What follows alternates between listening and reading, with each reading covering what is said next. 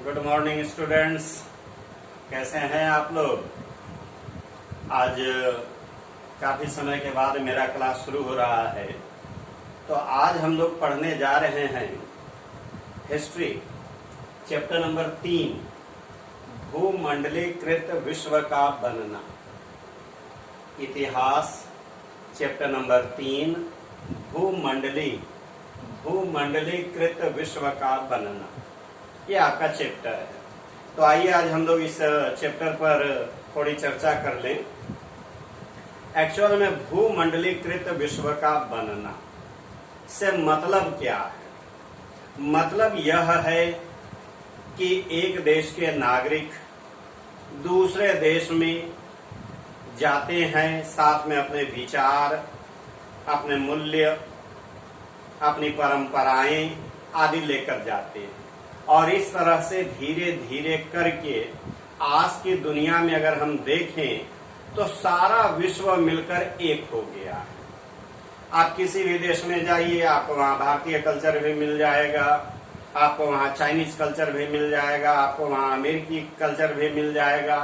आप भारत में ही देखिए तो हमारे खान पान, हमारे रहन सहन, ये सब पर विदेशी संस्कृति का भी प्रभाव आपको दिखलाई देगा। यही है भूमंडलीकृत विश्व का बनना। अगर हम इसको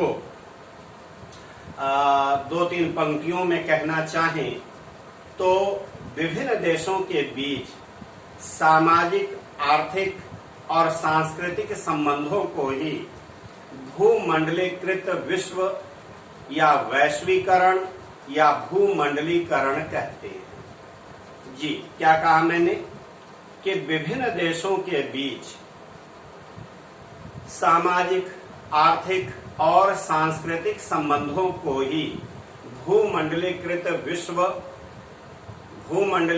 विश्व कहते हैं। इसे वैश्वीकरण भी कहते हैं और इसे भूमंडलीकरण भी कहते हैं, जहां सारी दुनिया मिलकर एक हो गई है। ये वैश्वीकरण कोई आज की देन नहीं है। वैश्वीकरण यानी कि भूमंडलीकृत विश्व के बनने की प्रक्रिया आज से हजारों साल पहले ही शुरू हो गई थी, क्योंकि आज से हजारों साल पहले विभिन्न देशों के नागरिक एक देश से दूसरे देश की यात्रा विभिन्न कारणों से करते रहे हैं। कोई ज्ञान के लिए, कोई व्यापार के लिए, कोई आध्यात्मिक शांति के लिए, कोई एक अच्छा जीवन यापन करने के लिए, कष्टपूर्ण यातनापूर्ण जीवन से बचाव करने के लिए नागरिक हजारों साल पहले से ही एक देश से दूसरे देश की यात्रा करते रहे। प्राचीन काल में अगर हम इसका उदाहरण देखें तो हमें सिल्क रूट यानी कि रेशम मार्ग दिखलाई देता है, जहां से भूमंडलीकृत विश्व के बनने की प्रक्रिया तेज हुई। सिल्क रूट, रेशम मार्ग क्या है भाई? रेशम मार्ग तो रेशम मार्ग व्यापारिक और सांस्कृतिक संपर्कों का वह प्राचीन मार्ग था। रेशम मार्ग व्यापारिक और सांस्कृतिक संपर्कों का वह प्राचीन मार्ग था जो एशिया के एक बहुत बड़े क्षेत्र को जोड़ने के साथ साथ यूरोप और उत्तरी अफ्रीका को भी जोड़ता था। यह रेशम मार्ग है, और रेशम मार्ग भूमंडलीकृत विश्व को बनाने में बड़ी महत्वपूर्ण भूमिका निभाई थी। आइए जरा हम लोग रेशम मार्ग के महत्व को भी समझ लें। तो भाई इसका सबसे बड़ा और सबसे पहला महत्व तो यही है कि यह एशिया के एक बहुत बड़े क्षेत्र को जोड़ने के साथ साथ यूरोप और उत्तरी अफ्रीका तक को जोड़ता था। यह वही मार्ग है जिस मार्ग से चीन के व्यापारी रेशम और पॉटरी का व्यापार करते थे, निर्यात करते थे। रेशम और पॉटरी का, ये पॉटरी क्या है भाई? तो पॉटरी आप जानते हैं चीनी मिट्टी के बर्तन आपके घरों में भी होंगे, नाम ही है चीनी मिट्टी, जिसकी कि दुनिया में बड़ी मांग रहती थी। तो चीन के व्यापारी रेशम और पॉटरी का व्यापार रेशम मार्ग के द्वारा ही करते थे। दक्षिण पूर्व एशिया और भारत के व्यापारी सूती कपड़े और गरम मसालों का व्यापार करते थे रेशम मार्ग के द्वारा ही। रेशम मार्ग के माध्यम से ही एशिया और भारत के व्यापारी यूरोप से सोना चांदी जैसे कीमती धातुएं लेकर आते थे। रेशम मार्ग धार्मिक और सांस्कृतिक संपर्कों का भी मार्ग था।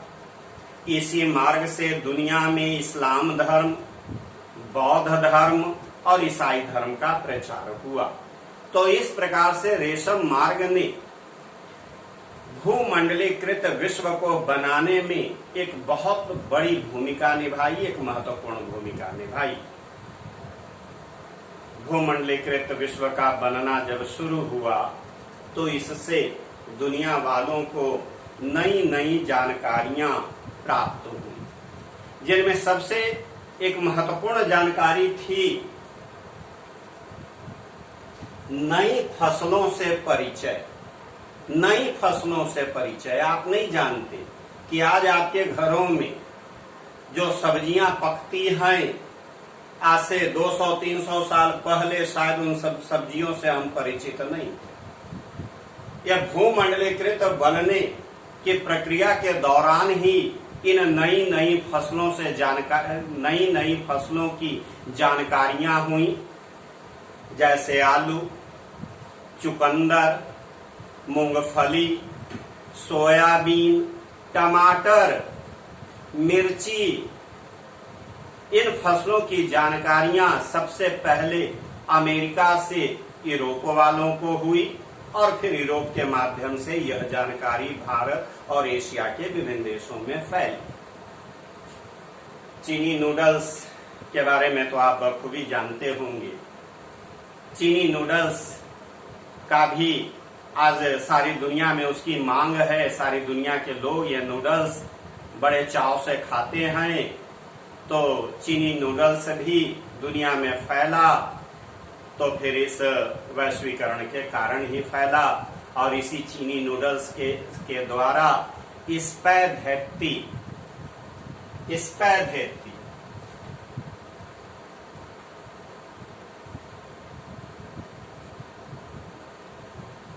स्पैघेट्टी नामक एक इटालियन फूड का भी विकास हुआ।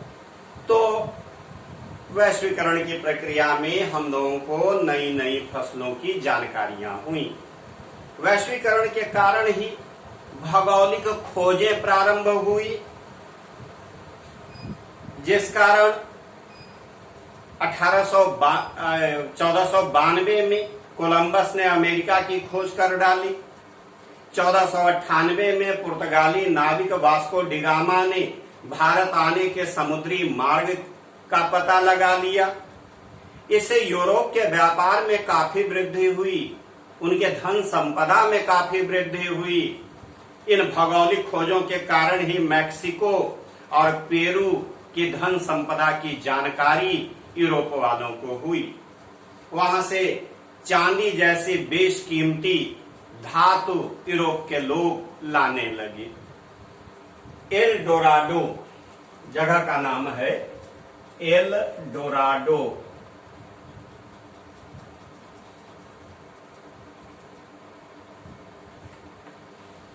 एल डोराडो शहर को तो सोने का शहर कहा जाने लगा, जिस कारण अमेरिकी महाद्वीप के इस अपार धन संपदा से प्रभावित होकर के स्पेन और पुर्तगाल अमेरिका को अपना उपनिवेश, अपना गुलाम, अपना उपनिवेश बना लेने के लिए प्रयत्नशील हो गए।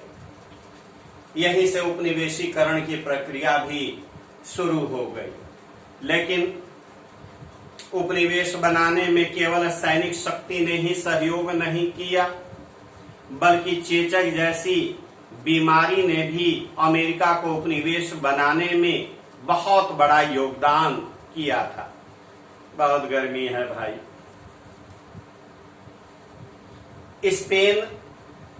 स्पेन अमेरिकी महाद्वीप को गुलाम बनाने के लिए निकला तो उसके सैनिक अधिकारी अपने साथ चेचक के कीटाणु भी लेते गए।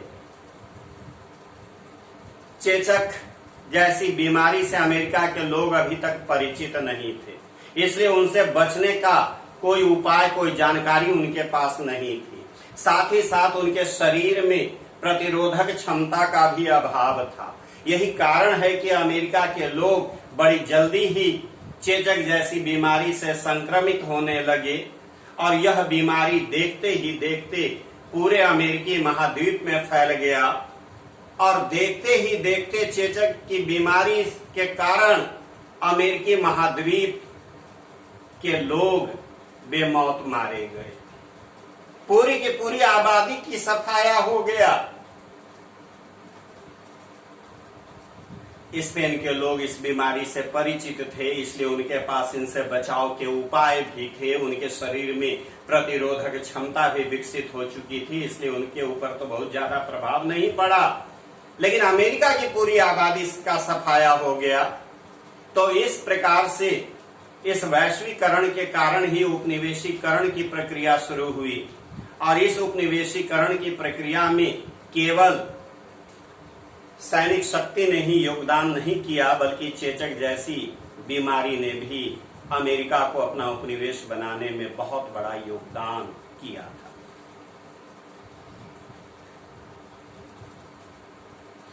तो अभी थोड़ी सी चर्चा हम लोग और करेंगे।